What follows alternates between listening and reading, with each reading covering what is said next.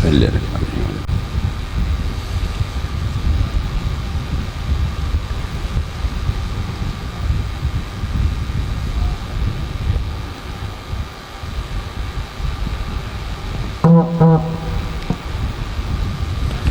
بسم اللہ الحمد للہ رب العالمین والعاقبۃ للمتقین الصلاۃ والسلام علی من کان نبی و آدم بین الماء والطین وآل بیتہ الطیبین الطاہرین المعصومین اما بعد فقط قال اللہ تعالی تبارک فی کلامہ المجید بسم اللہ الرحمن الرحیم لا یملکون الشفاعۃ الا من اتخذ عند الرحمن عہدا۔ صلوات بابا بلند پڑھیے۔ دعا گو ہوں پروردگار عالم ہم سب کا اس فرشادہ پہ بیٹھنا اپنی بارگاہ میں قبول منظور فرمائے۔ بانی مجلس محترم میاں حسن پیرزاد صاحب اور ان کے خانوادہ کی مالک توفیقات میں اضافہ فرمائے۔ اس بھرے دربار سے کوئی خالی دامن نہ جائے۔ جو اپنے دل میں جائز شرعی حاجات رکھتے ہیں محمد و آل محمد کے صدقے سے پروردگار سب کی حاجات پوری فرما۔ بالخصوص جو بیمار ہیں انہیں شفاء کاملہ عطا فرما، جو مقروض ہیں ان کے قرض عطا فرما، جو بے اولاد ہیں انہیں اولاد نرین عطا فرما۔ ہماری لاکھوں دعاؤں کی دعا ہمارے وارث کا ظہور جلب فرما، ہمارے امام کو ہم سے راضی فرما۔ ایک صلوات اتنی بلند بھیجیں جتنی محمد و آل محمد نے طاقت عطا فرمائی ہے۔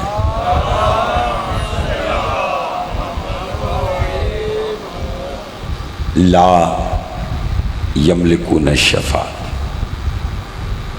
نہیں ہے کوئی مالک شفاعت، اللہ کہہ رہا ہے۔ پھر فرماتے اللہ مگر وہ ہیں من اتخذ عند الرحمن عہدا، جنہوں نے رحمان سے شفاعت کا وعدہ لیا۔ اسی آیت پر میں نے 10 دن کوشش کی کہ آپ سے کچھ باتیں کی جائیں۔ امید ہے کہ میرا بیان آپ کی سماعت تک پہنچا اور آپ نے پذیرائی کی۔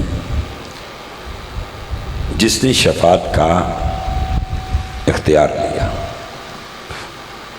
کوئی عام ہستی نہیں، حضرت امام حسین علیہ السلام، جنہیں ماننے کے لیے اللہ نے مذہب کی قید نہیں رکھی۔ حسین کو ماننے کے لیے نہ شیعہ ہونا ضروری، نہ سنی ہونا ضروری، نہ مسلمان ہونا ضروری۔ حسین کو ماننے کے لیے بس انسان ہونا ضروری۔ تھوڑا سا بولیے گا، امام حسین صاحب کو ماننے کے لیے انسان ہونا میرا شاہ صاحب ضروری۔ اس لیے ایک ہندو ادب کا شاعر ہے، ماتھر نام ہے، وہ کہتا ہے کون کہتا ہے کہ بس مسلمان جنت میں جائیں گے؟ ہم ہندو بھی جنت میں جائیں گے۔ مسلمانوں نے کہا ہم تو جائیں گے نماز پڑھ کے، روزہ رکھ کے، رسول اور آل رسول کی محبت کی وجہ سے۔ تم ہندو جنت میں کیا کرنے جاؤ گے؟ وہ کہتا ہے سجدوں کے لیے حق کا مکان ڈھونڈ رہے ہیں، محشر میں بھی ہم عزم جمع ڈھونڈ رہے ہیں، جنت میں یہی کہتے چلے جائیں گے ماتھر شبیر کے قدموں کے نشان ڈھونڈ رہے ہیں۔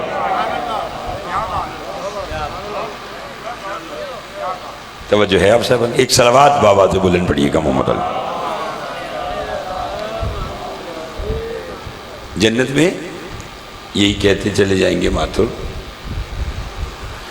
شبیر کے قدموں کے نشان ڈھونڈ رہے ہیں۔ کون حسین علیہ السلام؟ ایک جملے پہ توجہ چاہوں گا، میرا اپنا دل ہے کہ اس انداز میں آج کی گفتگو پیش کی جائے۔ جب حضرت آدم روح زمین پر آئے، ان کا پھر دنا ایک صلوات بابا تو بن پڑی۔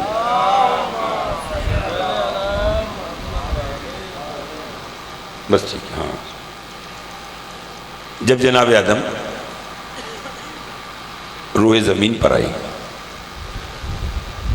اللہ نے جبرائیل کو بھیجا اور جبرائیل ان کے پاس 3 چیزیں لے کر آیا. کتنی؟ توجہ ہے نا آپ صاحب کی؟ 3 چیزیں لے کر آیا. کہنے لگا اللہ کے نبی ایک آپ رکھیں، 2 کو میں آسمانوں پہ بھیجوں گا. حضرت آدم فرماتے ہیں کیا لائے ہو؟ کہنے لگا میں عقل، حیا اور دین لایا ہوں. پھر بولیے گا کتنی چیزیں؟ 3. عقل، حیا اور دین. ایک آپ رکھیں، 2 کو میں آسمانوں پہ بھیجوں. آدم فرماتے عقل مجھے دے دے. اچھا جی، عقل مجھے دے دے. حیا اور دین سے جبرائیل نے کہا کہ عقل میں نے آدم کو دے دی، تم دونوں واپس آسمانوں پہ چلے جاؤ. حیا اور دین بیک زبان کے تھے جبرائیل تیرا کہنا اپنی جگہ، مگر ہمیں یہ حکم ہے کہ جہاں عقل رہے گی وہاں ہم رہیں گے. بہت مہربانی جناب، بہت شکریہ. بس تھوڑی سی باتیں چند آج کی آپ کی خدمت میں پیش کرنا ہے. جہاں عقل رہے گی وہاں ہم رہیں گے. اب جہاں عقل ہے وہیں حیا ہے، وہیں دین ہے. اور جہاں عقل نہیں ہے نہ وہاں حیا ہے. بولو، سب بولیں گے تو لطف آئے گا. حضور جہاں عقل ہے وہیں حیا ہے، وہیں دین ہے. اور جہاں عقل نہیں ہے نہ وہاں حیا ہے نہ وہاں دین ہے. میں سلطان کربلا کا فرمان کہاں لے جاؤں کہ جب یزید نے مولا کو خط لکھا کہ میری بیعت کرو تو امام نے یہ کہہ کر جواب دیا خبردار مجھ جیسا تو جیسے کہ بیعت نہیں کر سکتا. یزید یاد رکھ قیامت تک نسل تیری بھی چلے گی، قیامت تک نسل حسین کی بھی چلے گی، قیامت تک تذکرہ تیرا بھی ہوگا، قیامت تک تذکرہ حسین کا بھی ہوگا. مگر ہم دونوں میں فرق ہوگا اور وہ یہ جہاں عقل ہوگی وہاں حسین ہوگا، جہاں جہالت ہوگی وہاں یزید ہوگا.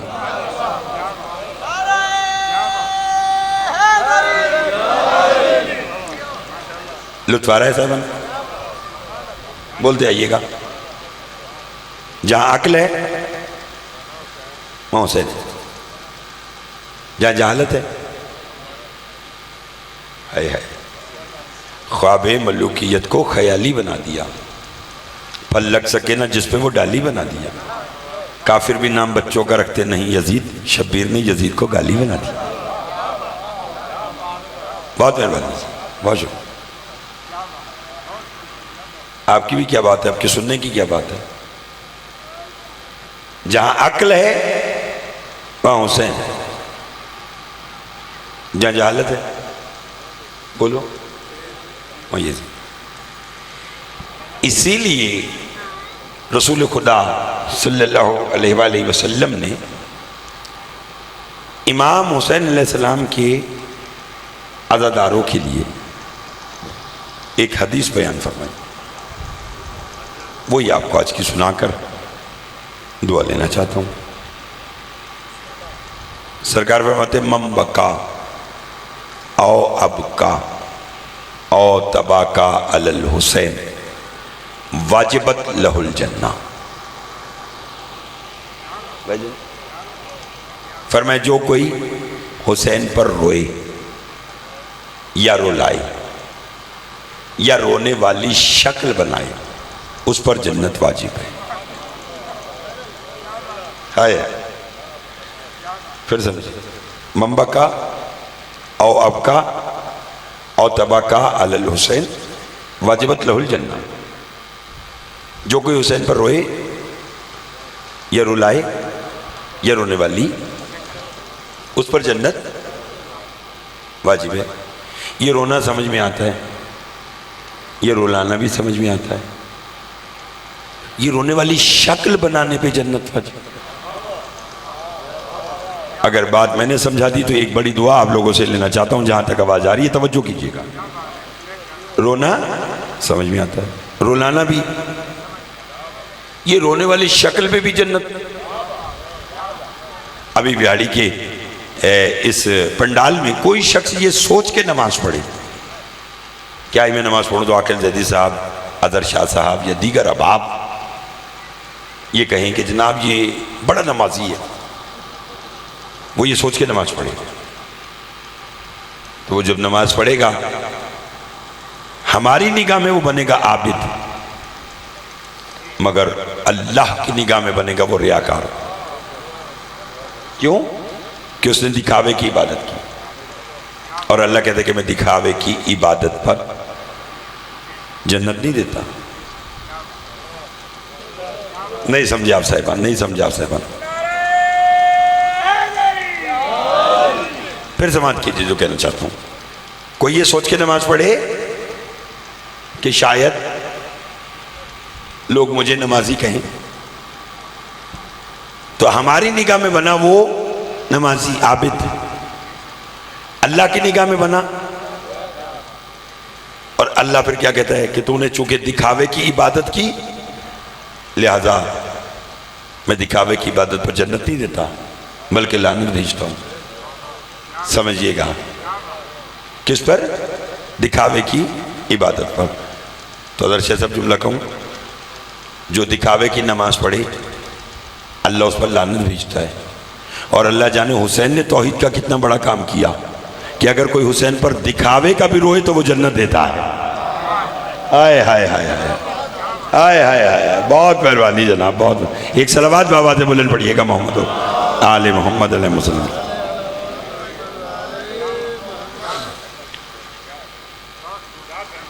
شکریہ جناب، لطف آ رہا ہے؟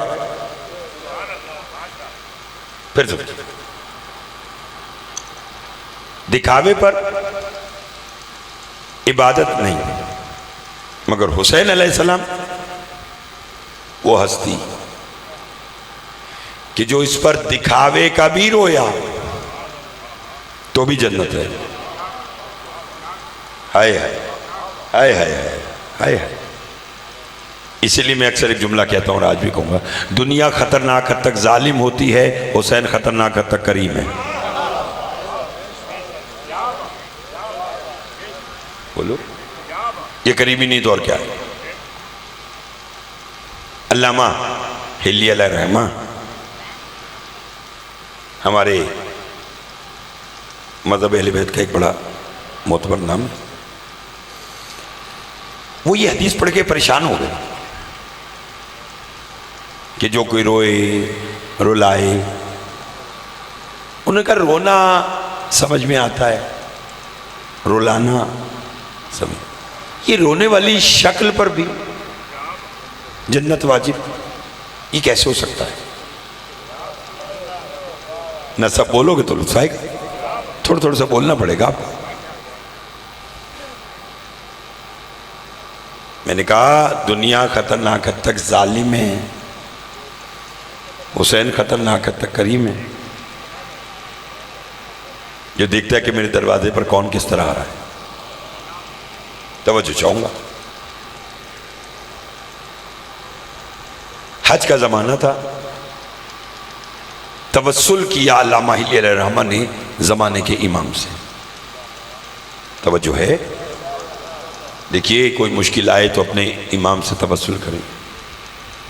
ویسے بھی معصوم کا فرمان ہے من مات ولم یعرف امام زمانہ ہی مات میتۃ جاہلیہ، کہ جو مر گیا اور زمانے کے امام کا عارف نہ ہوا وہ جہالت کی موت مرا۔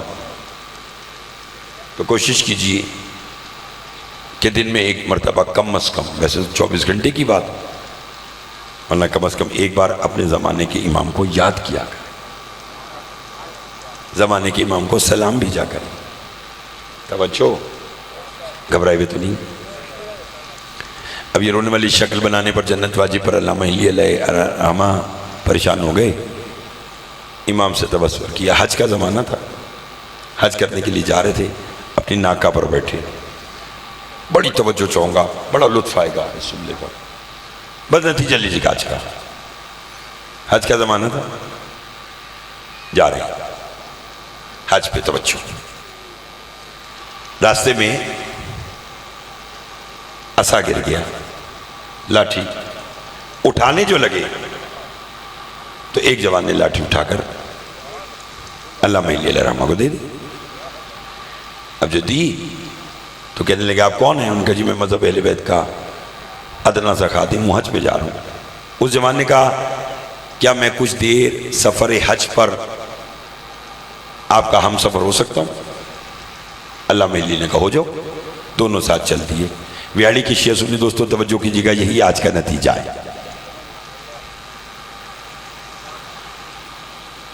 لطف لیجیے، لطف لیجیے۔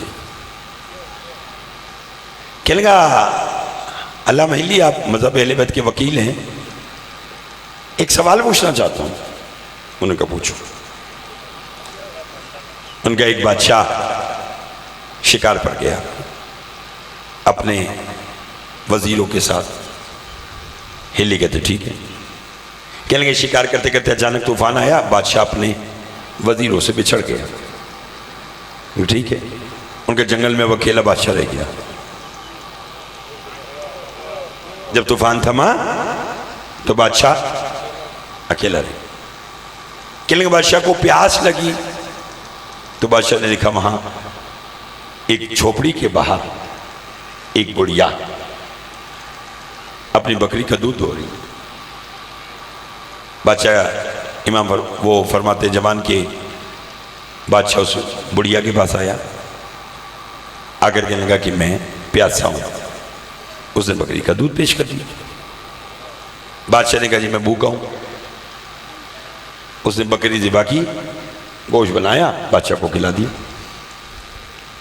ان کا علامہ ہلی بادشاہ جب کھانا کھا چکا، جان بچ گئی، پتہ نہیں کون بولے گا اور کتنا بولے گا، جملے کا لطف لیجیے گا، ایسی مجلسیں کبھی کبھی ہوتی ہیں، لطف لینا۔ اس نے کہا بادشاہ جب چلنے لگا لطف، تو اس نے اپنی اس بڑھیا سے کہا کہ میں واپس اپنے شہر جا رہا ہوں، اگر کبھی تیرا شہر آنا ہو تو میرے محل میں ضرور آنا۔ ہلی کہتے ٹھیک ہے۔ وہ جوان کہتا مجھے بتاؤ ہلی کہ اگر وہی بڑھیا بادشاہ کے دربار میں آ جائے تو بادشاہ اسے کیا انعام دے گا؟ ہلی نے کہا یہ بھی کوئی پوچھنے کی بات ہے، اس جنگل میں اس بڑھیا کا کل ترکہ وہ بکری تھی جو اس نے بادشاہ کی جان بچانے کے لیے دے دی۔ اب بادشاہ اسے اگر اپنی سلطنت بھی دے دے تو بھی کم ہے۔ جوان نے کہا ہلی یہی تیرے مسئلے کا حل ہے، مجھے پہچان، میں تیرے زمانے کا امام ہوں۔ سلطان کربلا اپنے آئزہ اقربا کو لے کر میدان کربلا میں گئے اور اللہ کو بچانے کے لیے، توحید بچانے کے لیے اپنا سب کچھ دے دیا۔ اب بدلے میں اللہ نے حسین کو جنت کا مالک بنا دیا۔ اب حسین کی مرضی ہے، چاہے دینے پر آئے تو ایک آنسو پر دے دے، نہ دینے پہ آئے تو ہزار امال پہ نہ دے۔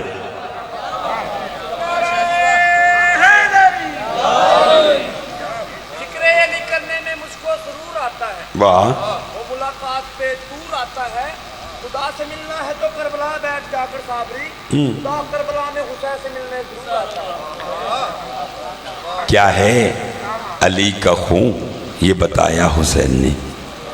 کیا ہے؟ جیتے رہو آپ۔ کیا ہے علی کا خون یہ بتایا حسین نے، اصغر سے ہورملا کو ہرایا حسین نے۔ کیا ہے؟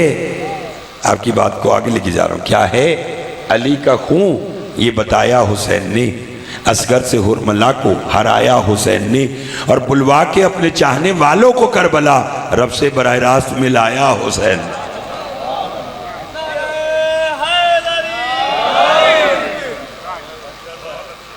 توجہ ہے آپ سب؟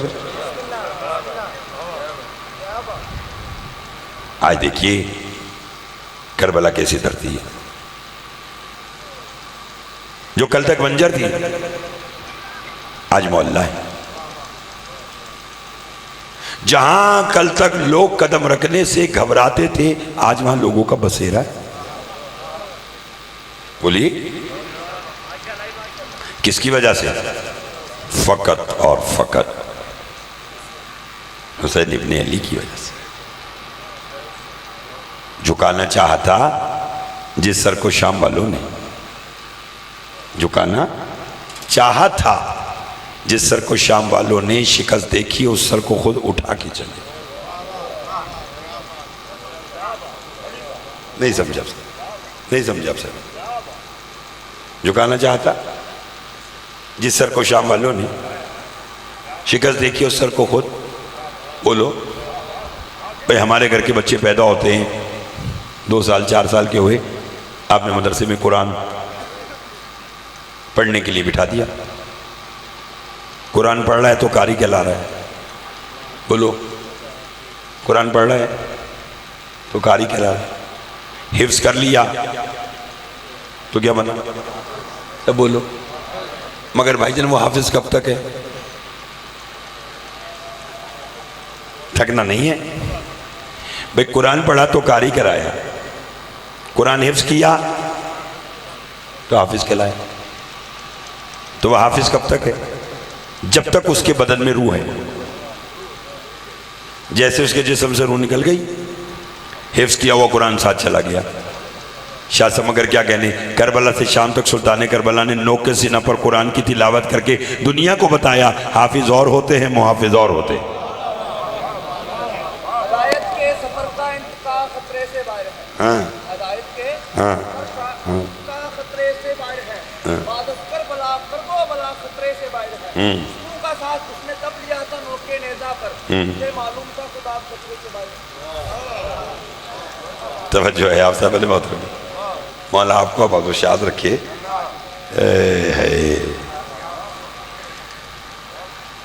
ایک صلوات آپ آواز بلند پڑھی پھر اللہم صلی علیہ اور پھر جس حسین نے یہ کام کیا تو رہتی دنیا تک اس کا ایک معجزہ بتلاؤں سب بولے تو دنیا میں انسان کے پاؤں پڑتا ہے کہ مجھے کچھ کھلا دو بولو بندے کے پاؤں پڑتا ہے کہ مجھے کچھ بھائی جان کربلا واحد دھرتی ہے جہاں بندہ بندے کے پاؤں پڑتا ہے کہ مجھ سے کچھ کھا لو ہائے ہائے ہائے ابھی اللہ کرے کہ مقدر بنانا حسین کا کام ہے آپ اسی سال 40 پر کربلا معلیٰ جائیں جو گیا ہے وہ بار بار جائے جو نہیں گیا وہ ایک بار ضرور جائے حضرت شاہ جی آج بھی نا کربلا میں 40 کے موقع پر چہلم کے موقع پر امام حسین علیہ السلام کے 11-12 سفر کو یعنی امام کے چہلم سے 7-8 روز پہلے اعلان ہو جاتا ہے علماء عراق کی طرف سے کہ جتنے کربلا کے رہائشی ہیں وہ اپنے گھر کا سارا سامان اکٹھا کر کے ایک کمرے میں بند کریں اور باقی اپنا پورا گھر زائر حسین علیہ السلام کے لیے وقف کر دیں روحانی بات ہے ایمانی بات ہے بیٹھ جانا بیٹا کوئی بات ایک درود اور بابا تے بولن پڑھ لیں کوئی بات توجہ ہے اب سے بن کی بس نتیجہ آج کا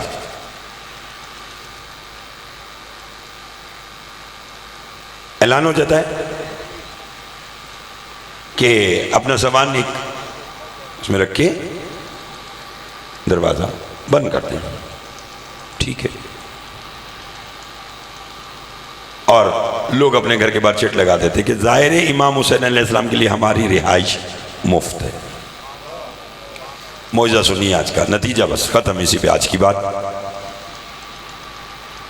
ایک شخص کہتا ہے میں کربلا معلیٰ پہنچا تو میں نے 2 گھروں میں برابر کا لکھا ہوا دیکھا کہ ظاہر حسین علیہ السلام کے لیے یہ رہائش مفت کہتے میں نے دستک دی دونوں نے اکٹھے دروازہ کھول دیا تک گیا تو چھوڑ دوں تھوڑا سا بولنا پڑے گا آج کا دونوں دروازے پر اکٹھی دستک دی کہتا دونوں نے اکٹھے دروازہ کھولا. میں نے انہیں بتایا کہ میں امام حسین علیہ السلام کا زائر ہوں. کہتا ایک نے ہاتھ میرا یہاں سے تھاما, ایک نے میرا ہاتھ یہاں سے, ایک نے کہا میرے گھر چل, ایک نے کہا میرے گھر چل. کہتا میں نے ان سے جب آپس میں زیادہ بحث ہونے لگی تو کہتے ایک دم ان دونوں نے نا میرا ہاتھ چھوڑا اور کونے میں کوئی بات کرنے چلے گئے. لطف آ جائے گا آپ کو, آپ نے سنا بہت اچھا ہے, مولا آپ کو سلامت رکھے. آل محمد یہ دھرتی یہ نگری تازہ اور امام زمانہ علیہ الصلوۃ والسلام کو آئے دائم رکھے. جملے کا لطف لیجیے گا. دونوں ایک طرف گئے اور کوئی آپس میں بات کی. بات کر کے واپس آئے تو ایک نے سر جھکا کے کہا کہ تو اس کے ساتھ چلا جا. آئے تھوڑا سا اور جاگنا, تو اس کے ساتھ چلا گیا. وہ ساتھ چلا گیا. کہتا میں اس کے گھر 5-7 دن رہا. جب میری جانے کا وقت آیا تو میں نے اسے کہا یار اگر ایک سوال پوچھوں تو بتلاؤ گے؟ کہا پوچھو. کہ بظاہر تم دونوں مجھے ایک ساتھ اپنے گھر لے کے جانا چاہتے تھے,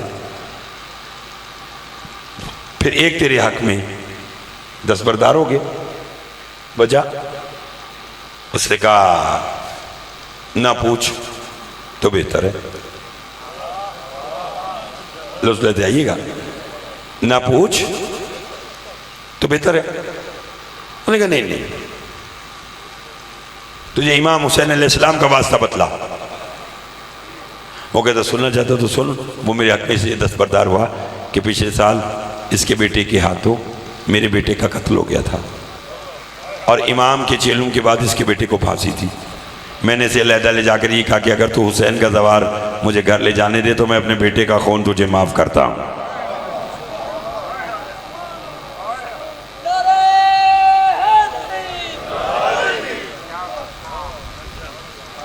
توجہ فرمائیے آپ.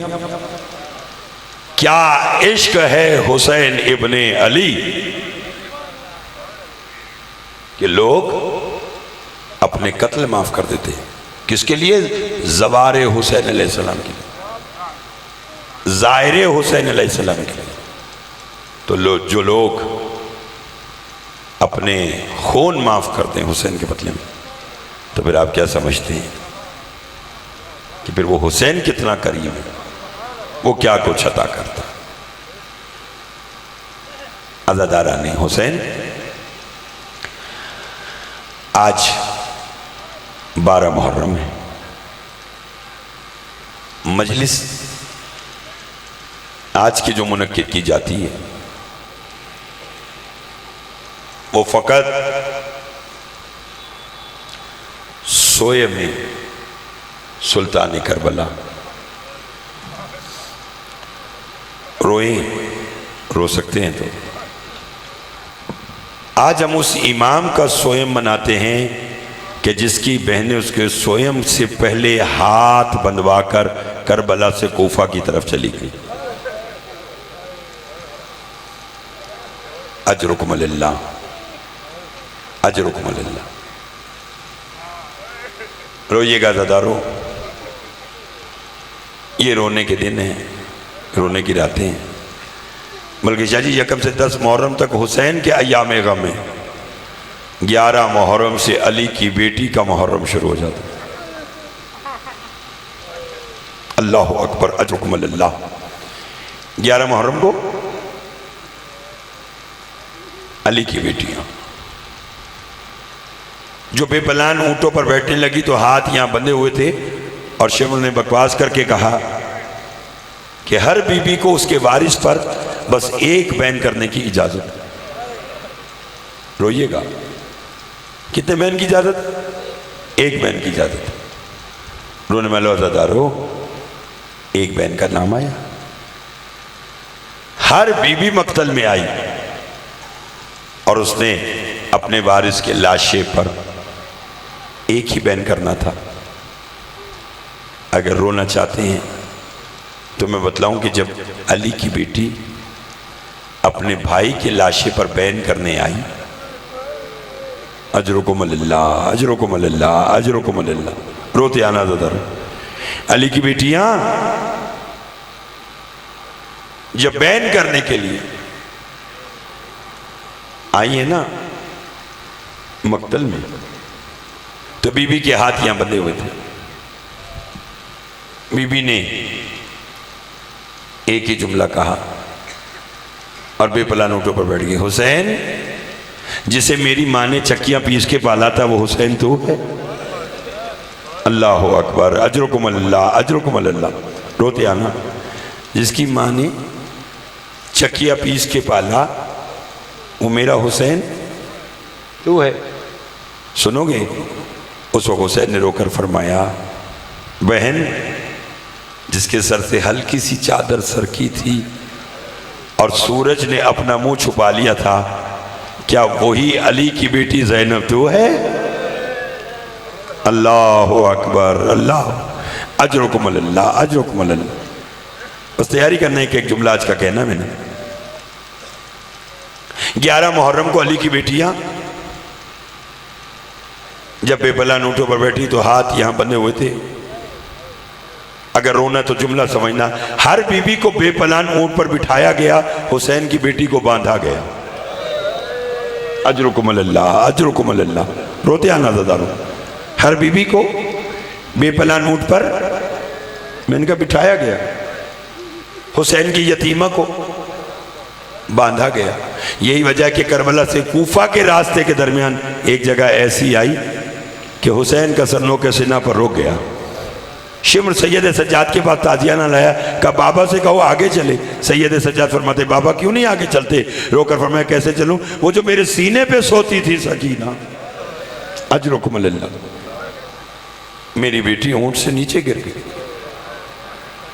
مولا آپ کے آنسوں کو قبول فرمائے اور کوئی غم نہ دے سوائے غم حسین علیہ السلام کی. بس ایک آج کا جملہ اور سنیے اور اسی پہ مجھے اجازت دیجیے. میرے بھائی جلیس حیدر صاحب تشریف رکھتے، وہ آپ کو آج کی مجلس کی اور آج کے دن کے حوالے سے مسائل سنائیں گے. میں آپ کو ایک جملہ بتلانا چاہتا ہوں. 12 محرم علی کی بیٹیوں کا داخلہ بازار ہے. میں نے پڑھ دیا اور آپ نے سن لیا. رو سکتے تو روئیے گا. میں نے کہا 12 محرم علی کی بیٹیوں کا داخلہ بازار اور داخلہ دربار کوفہ ہے. اگر رونا ہے تو بس ایک آج کا جملہ سننا. میری توقع سے بڑھ کر آپ نے مصائب سنا اور مصائب کا استقبال کیا. شاہ جی جب قافلہ پہنچا ہے نا دربار کوفہ کے پاس، علی کی بیٹی نے ایک ایسا منظر دیکھا. اللہ اکبر، اجرکم اللہ. ایک علی کی بیٹی نے ایسا منظر دیکھا کہ اپنے آپ کو بے پناہ اونٹ سے نیچے گرا دیا. سید سجاد قریب آئے، روکے کہا اماں کیا ہوا؟ فرمایا بیٹا بعد میں بتاؤں گی، پہلے مجھے یہ بتلا کیا کوفہ میں لاشیں دفنانے کا رواج نہیں ہے؟ وہ دیکھ میرے بھائی مسلم کا سر ابھی تک دارالامارہ کی چھت پر لٹکا ہوا ہے. بیویوں کو سلام ہو علی کی ان بیٹیوں کو کہ جن کا پہلا دربار کوفہ کا تھا. ہاتھوں میں ہتھکڑیاں تھی، سید سجاد کے پاؤں میں بیڑیاں تھی، گلے میں توق تھا. اللہ لعنت اللہ وقوم ظالمین.